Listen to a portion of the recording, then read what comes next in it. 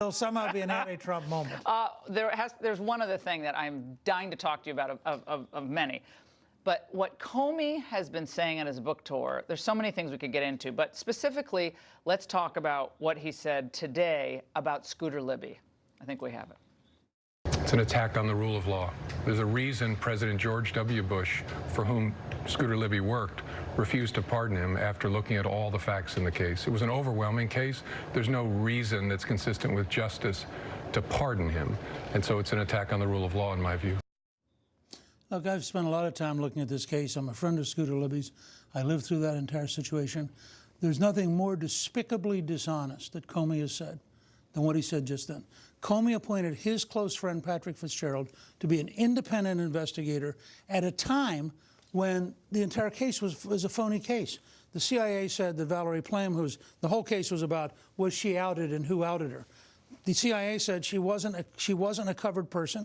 The CIA counsel has said this did no material damage to the CIA.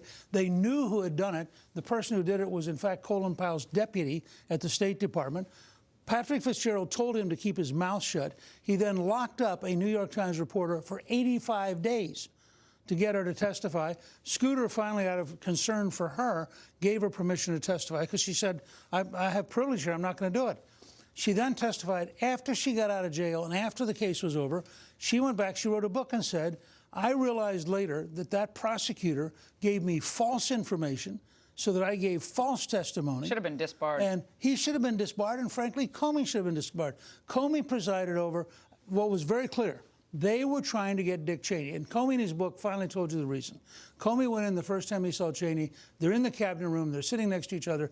Comey turns to be friendly. Cheney says, I know who you are, and looks straight ahead and says nothing till Bush comes in.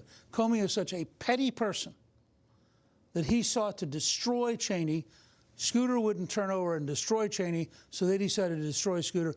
I think what he said today is the most despicable language and the biggest falsehood, and everybody ought to understand Scooter Libby is the threat of the future. If they can do this to Scooter Libby, if they can do this to Donald Trump, they can do it to every American, and that's why I'll just close with this.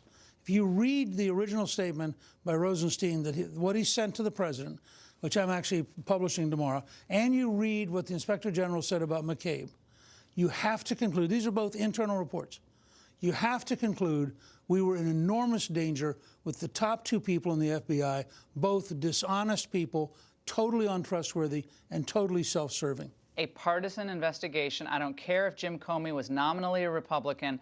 This investigation from the beginning had an anti-Trump animus. First, they wanted an insurance policy with Strzok and Page. Then he got elected, and then they were like in freak-out mode. And then they had to go right with the Steele dossier right back to the FISA court and keep it going. Even after that, Carter Page talked to them. He went up and talked to he was willing to talk to anybody. He was like, talk to the test pattern on TV. God bless them. But Carter Page will talk to anybody, and they kept that thing going. Because I think between 8 o'clock and 10 o'clock on election night, liberals in America went through a psychotic trauma of such scale. Because at 8 o'clock, I'm serious. I mean, as a historian, they're still suffering from it. They are. No, that's why I said it's psychotic. At 8 o'clock, they knew Hillary Clinton was going to be the first woman president. At 10 o'clock, this horrifying moment had occurred, and people like Comey. But remember, Comey's wife and his daughter are both at the parade. They're at the march the day after the inaugural. I love that line when he says, and she pops into the interview. She just like pops into the interview with Stephanopoulos. Like, oh, it was so great to be with them. And they all voted for Hillary, and they of were course, all McCabe's devastated. wife was a Democratic candidate who got $700,000 from the Clinton machine. But of course, none of this would mean they're in any way biased. Well, Jim Comey. And then, by the way, the judge who's currently looking at the case in New York happens to be Kimball Wood, who was Bill Clinton's nominee to be Attorney General. But again, I'm sure she's going to be totally neutral. The attorney. You can't keep a straight face. I can't, because it is like, if you were writing this as one of your scary, like, EMP novels, like everything's going to blow up. You couldn't do all this. No, you would write this, Newt, and I would say, look, you've really taken your novels too far now. That's right. I mean, this is really out of control, Gingrich. You got to, like, cuckoo for Cocoa Puff stuff. Newt Gingrich, thank you so much for joining us on Barbara Bush.